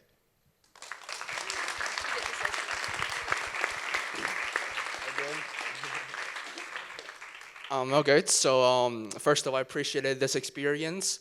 Actually, some of the interesting things that when I saw it, I used to watch TikTok, and I think this is kind of a semi-TikTok, so it's kind of, finish my dream, And yeah, by the way, so Yeah, so it definitely helped me in the future, just like Echo said, writing some essays. And during this course, during this long journey, our mentors, our coaches have taught us many different things, like when to use a word and when to not use it, and what are some words that you have to forbid to use, like hand gesture or something like that. And I think it's pretty useful in like for the presentations in the future, no matter if it's in school or in public. And yeah, I think this experience is not just for me. Like I think it's perfect for everyone.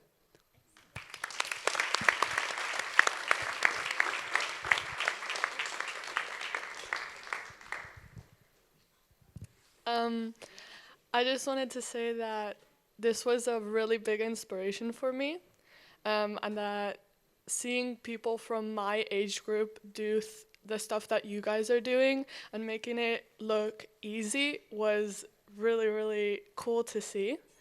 My question was, why public speaking? What made you have the courage to go up on stage and say what you said?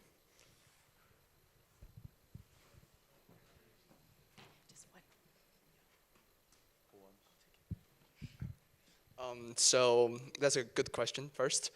Because I was just thinking like, if we have this ability, like we don't express ourselves, nobody will understand, nobody will know like how good you are, or maybe you have some mistakes.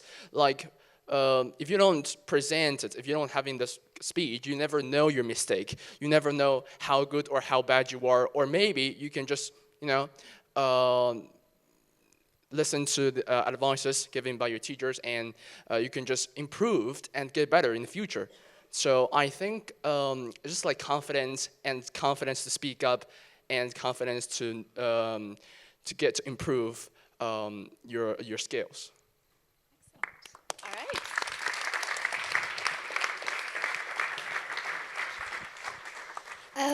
When you were making your speech, when you were done, did you ever think about what you could have done better, or did you just stand with your ideas and enjoy what you did and how you did it?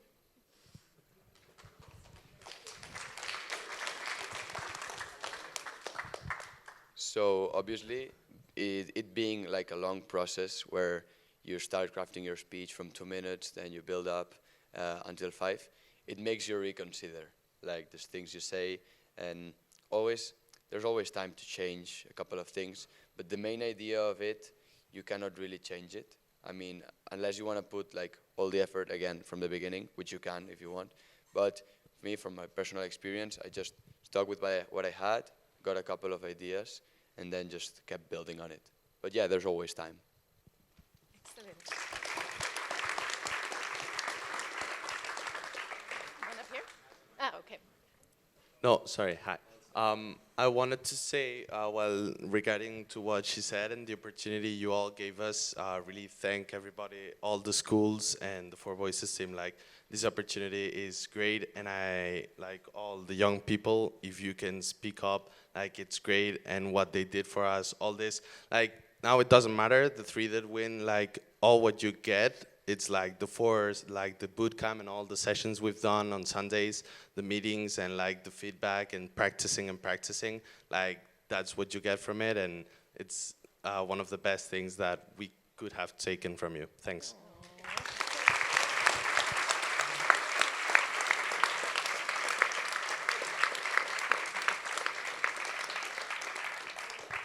So while you're here, I think it's an important moment to introduce someone who doesn't know she's coming down on stage. We have 3 alumni here from last year that I encourage to stand up and say hello and thank you for joining us.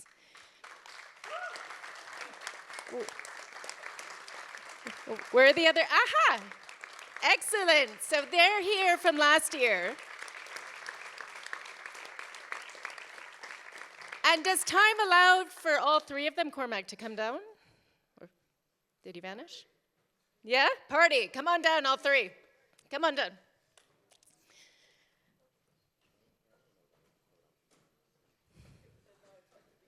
Ha-ha! You're back again. Excellent. All right, so Grace, I'm going to start with you. What has 4VOICES opened for you? Gosh, 4VOICES has been such an incredible experience for me, and it's opened so many doors. I want to be an aerospace engineer, so public speaking, it just kind of seemed like a sidetrack. But I got up here, and through the crowd, I had so much networking from this and so much exposure that it has opened so many doors, and I am further to my goal than I have ever been. And it's allowed me to grow even further just in my public speaking, and the fact that I can stand here, and the first time I did it, I was so scared, and now I can do it with confidence, and I'm relaxed, and I can actually speak fluently. So it's just been an incredible experience overall. Yeah.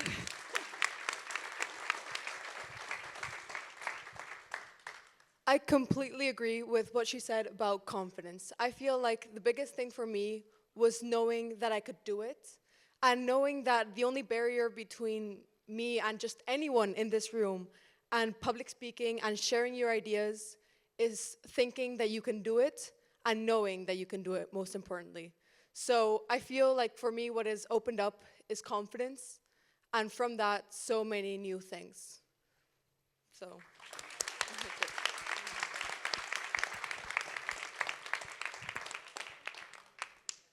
So last year, when 12 of us were doing the speeches, me, Grace, Patty, and many others, it was honestly the best opportunity that I've had in a very long time.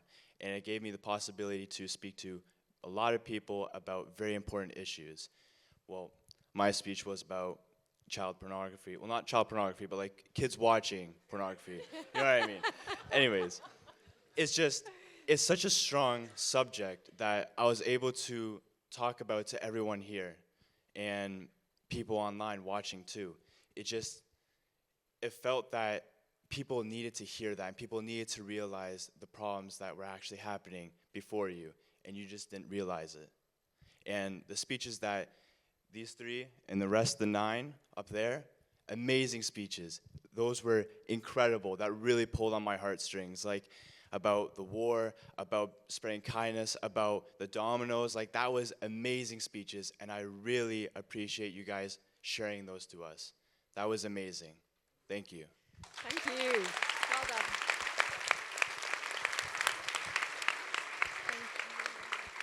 Thank you. Thank you, everyone. Thank you very much. It's the big moment.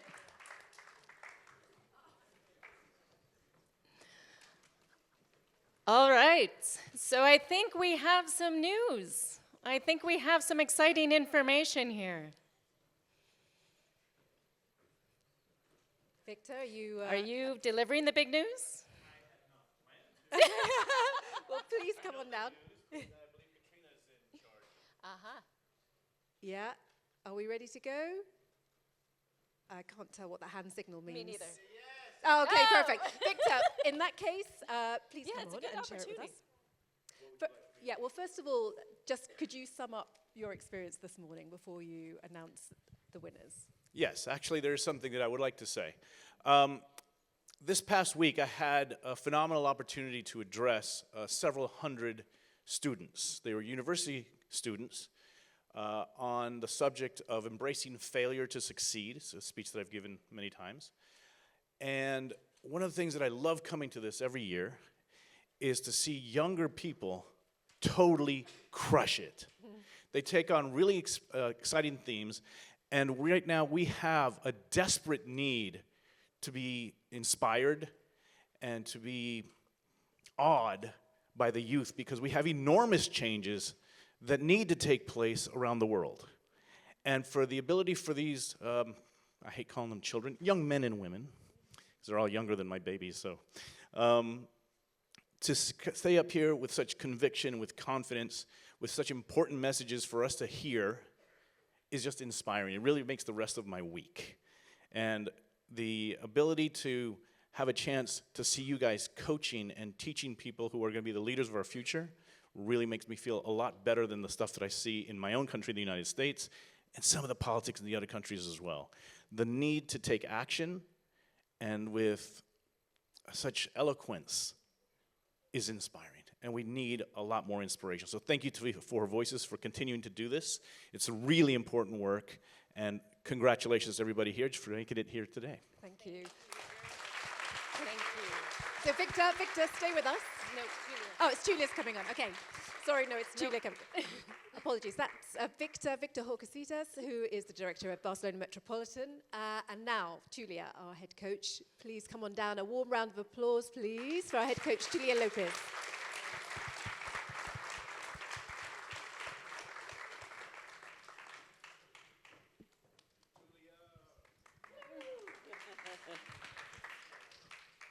Wow.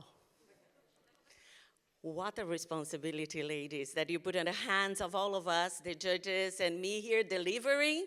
And at the beginning, Cormac said, don't hate me, okay? We are all amazing. I have to say, every year is my third year with you guys. And every year come, it's such an excitement just to think, what am I going to listen today?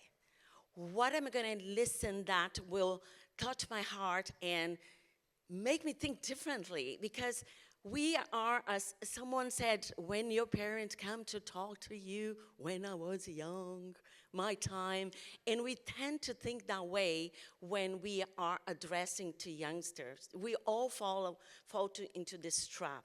I don't have children, but I still feel like, oh, my time was a better time in many aspects.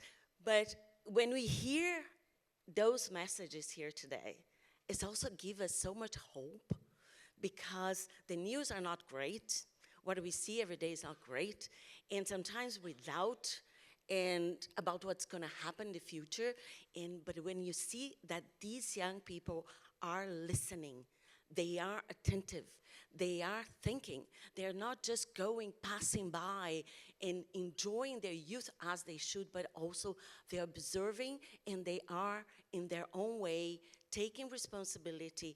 And coming here today is them really sometimes even slapping our face that we should be taking more action. To all of them today, thank you so much. Thank you so much.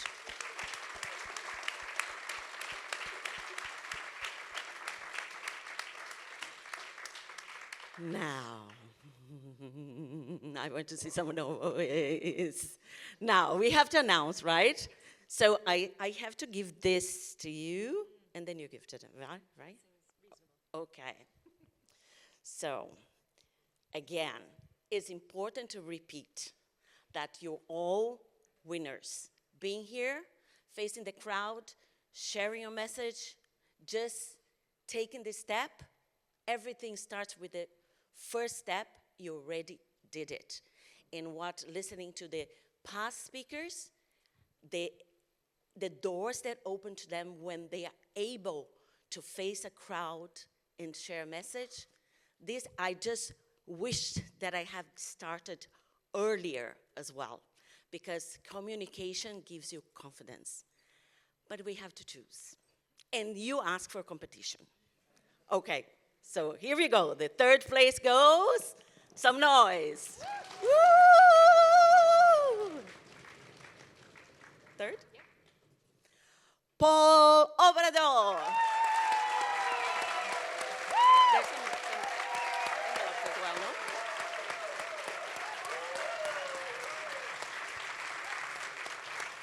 Well done. That's for you.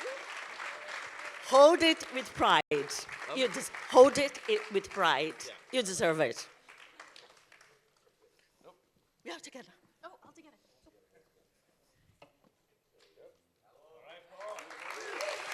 Well done. Stay here, yeah? Second place, come on. Woo! Echo Metacalve.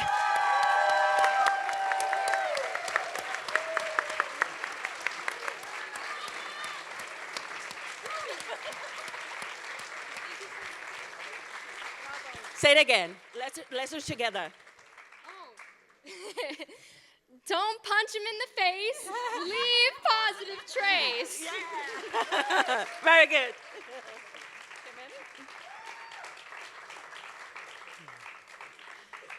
And finally, now, woo! The number one today, Milana. Shout. I could not pronounce it.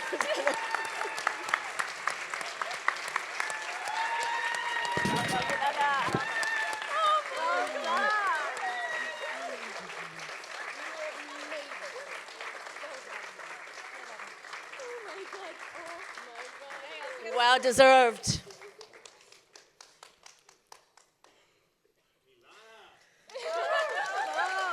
Celebrate, guys.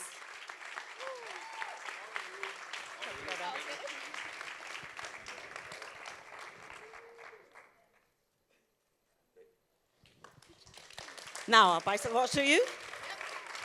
Thank you, thank you. Well done, you three. You were absolutely exceptional. Thank you from us all for sharing today. Make sure you use this, the strength inside you, to move forward in the world. As Julia has rightly said, communication is AI-proof. It's so important as you move forward. We're relying on you. Not too much pressure, but we have hope after today. Really exceptional. But as Julia said, you were all winners today. So please, come on down, everybody, the 9 of you, and Stand share up. the stage. Bravo. What? Oh, yeah. Do you want to just say the name?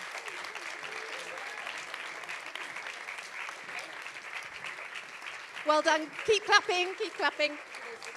Yeah. Well done. Well done, everybody.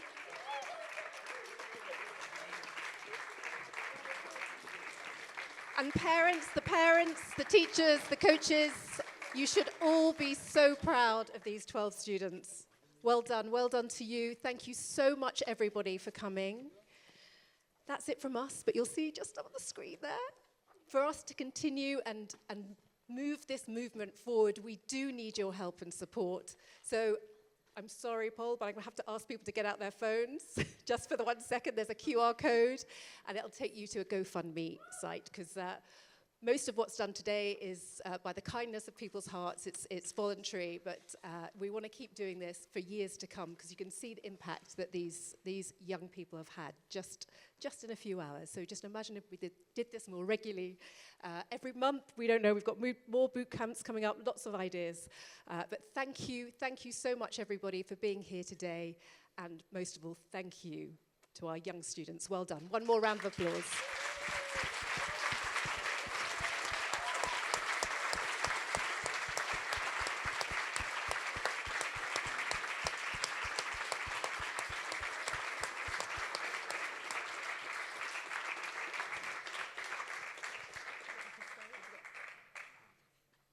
Okay, relax. Off you go. Well done. Enjoy the rest of your day. Thank you for coming. See you next time.